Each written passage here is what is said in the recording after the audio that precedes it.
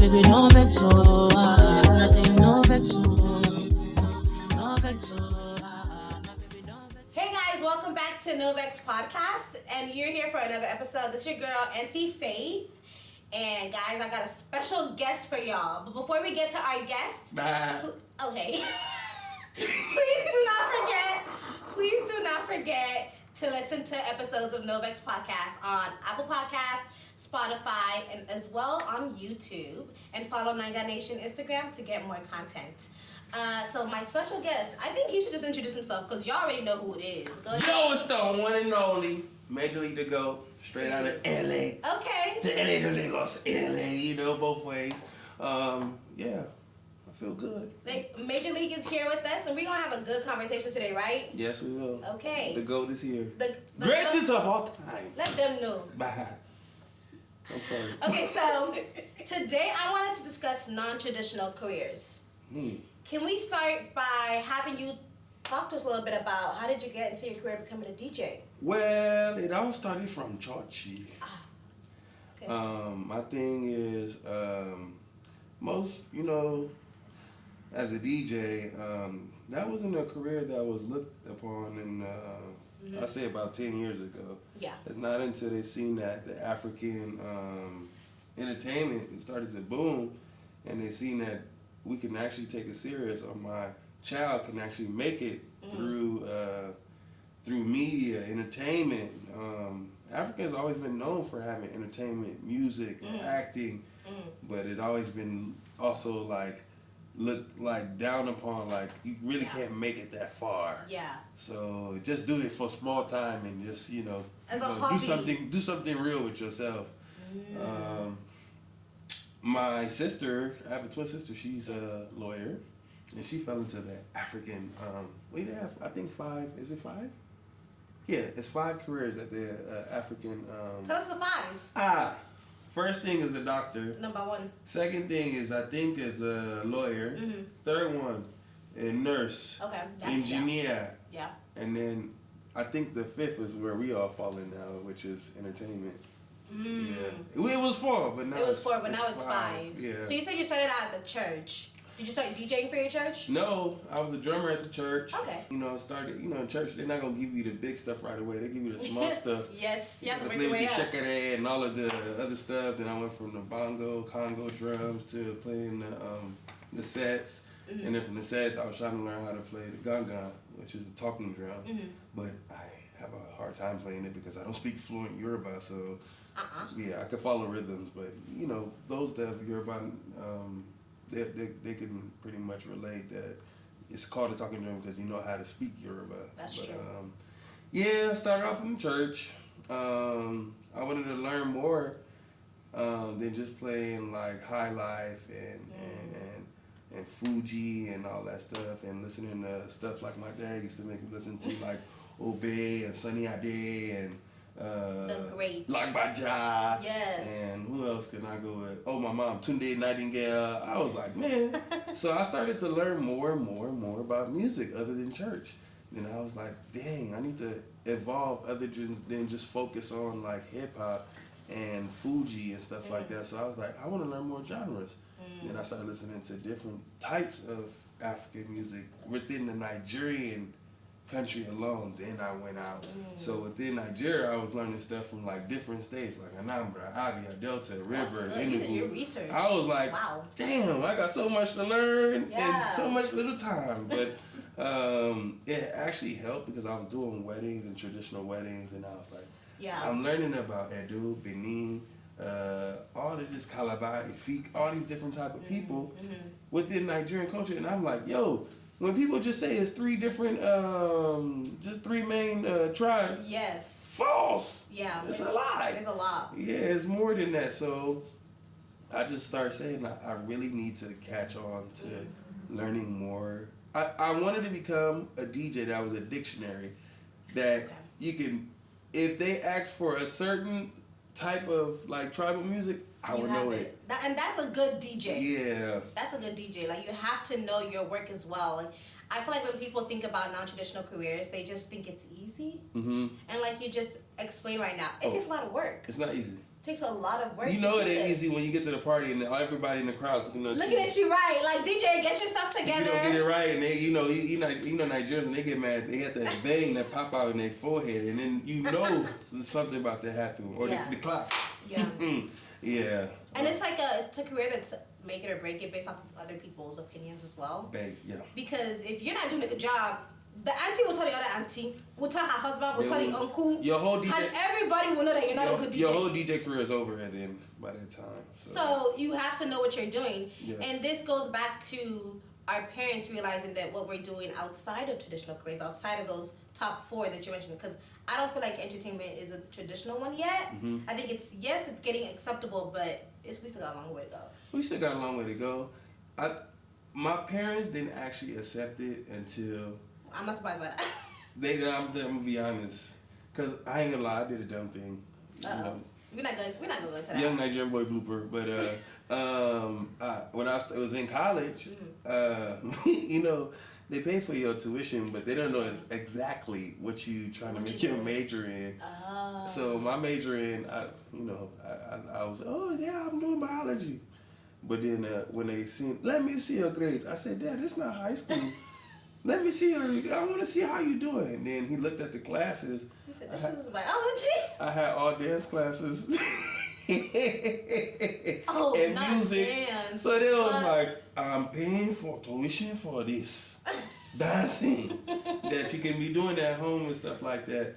Yeah. So from there, I said, you know what? Let me just pick something because I ain't gonna lie, I was at, a lot of people, they be struggling with biology. That shit ain't easy, yo. As someone that took that, it's not easy. It's not easy, yo. I don't know if you could cuss on here, but yeah. It's not easy. It's not easy.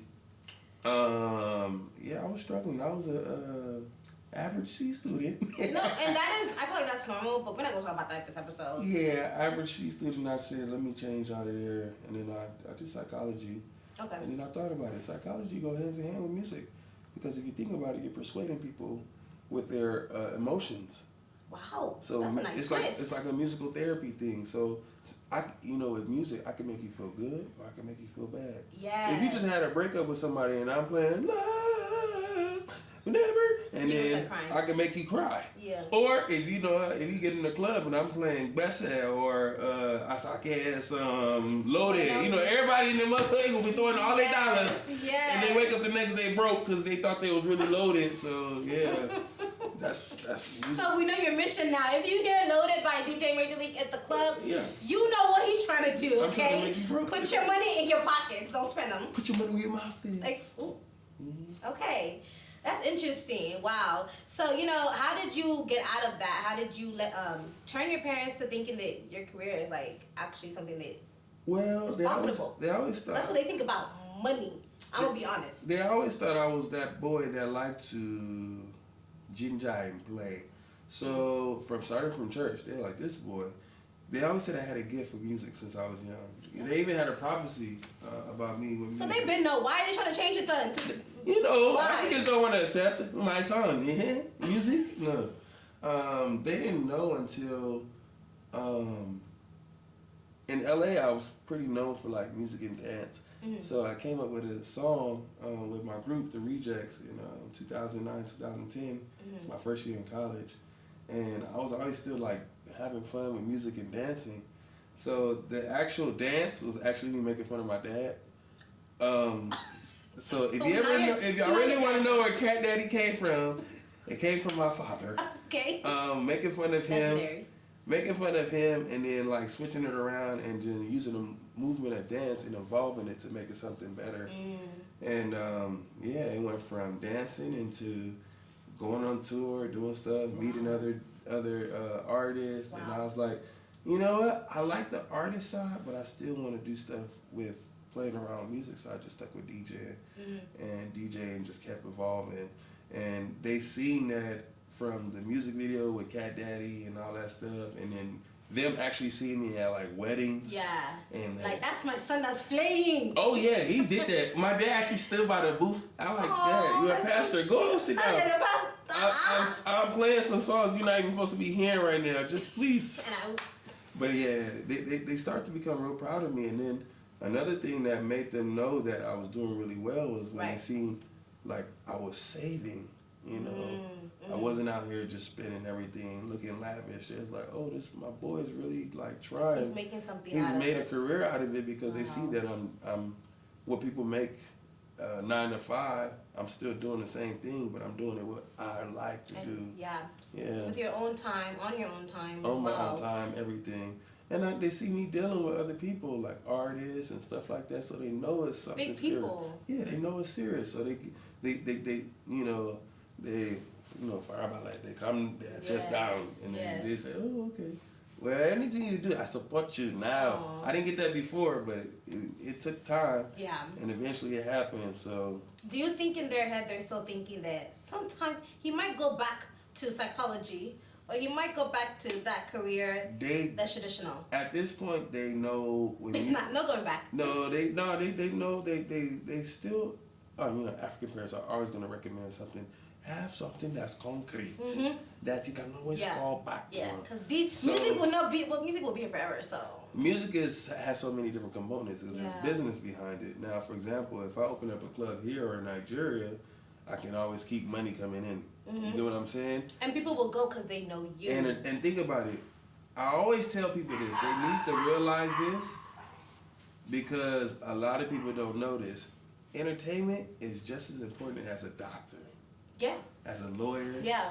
As any other thing in this life. Because think about it. Every single week, every day, we're listening to music. Yes. We're using this stuff to help calm ourselves down. That's why I said it's more of a musical therapy type of thing. Where disc jockeys are more of a musical therapist.